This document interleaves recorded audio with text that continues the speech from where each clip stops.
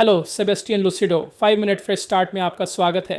मैं इब्रानियों 6 के 13वें पद में हूँ। इसमें लिखा है, जब परमेश्वर ने अब्राहम से वादा किया, क्योंकि वह किसी बड़े की शपथ नहीं ले सकता था, उसने अपनी ही शपथ ली। इसलिए परमेश्वर ने अब्राहम के माध्यम से मनुष्य से कुछ शपथ ली। कहा, निश्चित रूप से आशीर्वाद दूंगा, तुम्हें बढ़ाऊंगा।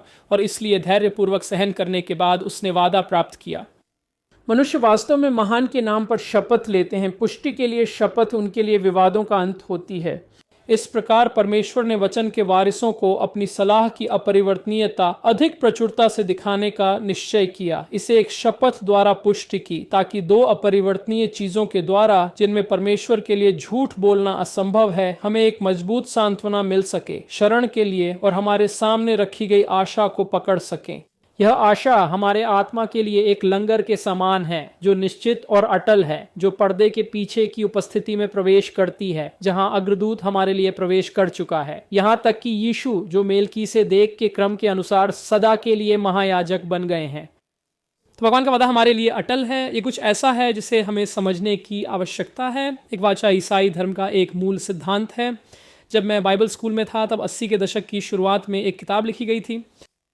इसी द स्कारलेट थ्रेड कहा जाता है, और यह इस बात को जोड़ता है कि कैसे भगवान ने खुद पर शपथ लेकर हमें अपनी शपथ दी, अपने शब्द और अपनी सभी संपत्ति द्वारा। उन्होंने यीशु को उद्धार योजना की शपथ दिलाई। यीशु ने वह योजना अब्राहम को शपथ दिलाई। इसे हाइपोस्टेटिक यूनियन कहा जाता है। और जब हम यहाँ देखते हैं, जब भगवान ने अब्राहम से वादा किया, तो वो वास्तव में हमसे अब्राहम के आध्यात्मिक बीज के साथ साथ अब्राहम के भौतिक बीज से वादा कर रहे थे। वह किसी बड़े की कसम नहीं खा सकते थे, इसलिए उन्होंने अपनी ही कसम खाई। उसने कहा, मैं कसम खाता हूँ यीशु अगर आप उत्पत्ति 15 में जाएं, तो आप एक जलता हुआ दीपक और एक धुआं उठता हुआ भट्ठी देखेंगे, यीशु और पिता टुकड़ों के बीच से गुजरते हुए।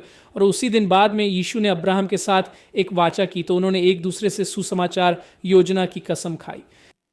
तो जब भगवान हमसे कुछ शपथ लेते हैं या यीशु में हमसे कोई वादा करते हैं, क्योंकि जो कुछ भी हमारे पास है वह यीशु में है, ये उनके शब्द जितना ही मजबूत है। आप जानते हैं, कोई भी वाचा जो व्यक्ति और उनके पास जो कुछ भी है उससे समर्थित होती है। सही? तो भगवान ने सुसमाचार योजना की शपथ ली और उन्होंने हमसे शपथ ली, और यही हमारी आशा है। हमारे मन का लंगर, हमारी आत्मा का लंगर ये है कि भगवान कुछ कह नहीं सकते और उसे पूरा न करें। जब भगवान कुछ कहते हैं तो उन्हें उसे करना ही होता है। ठीक है, हमारे पास जो विश्वास है उसमें याद रखें, अब्राहम, भगवान ने उनसे वादा किया था कि वो एक पिता होंगे, एक शारीरिक पिता।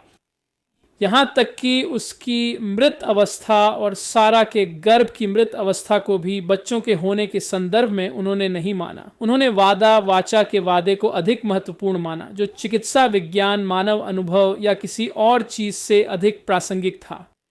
तो यह शपथ हम में से प्रत्येक के लिए है। मसीहा यीशु में परमेश्वर का हर एक वादा हाँ और आमीन है, जो परमेश्वर द्वारा यीशु को अपना वचन देकर और यीशु द्वारा मनुष्य को अपना वचन देकर शपथ लिया गया है, और इसलिए हम सब उस वाचा का हिस्सा हैं। वैसे भी आज हमारे साथ जुड़ने के लिए धन्यवाद। कृपया हमारे साथ साझेदार बनने के लिए प्रार्थना करें। हम मंत्रालय में बहुत अच्छा काम कर रहे हैं।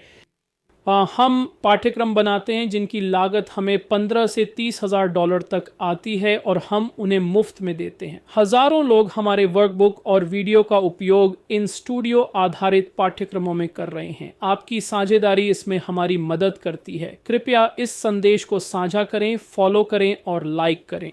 यह हमारे एल्गोरिदम में मदद करता है। भगवान आपका भला करे। आपका दिन शुभ हो। देखने के लिए धन्यवाद। आज देखने के लिए धन्यवाद।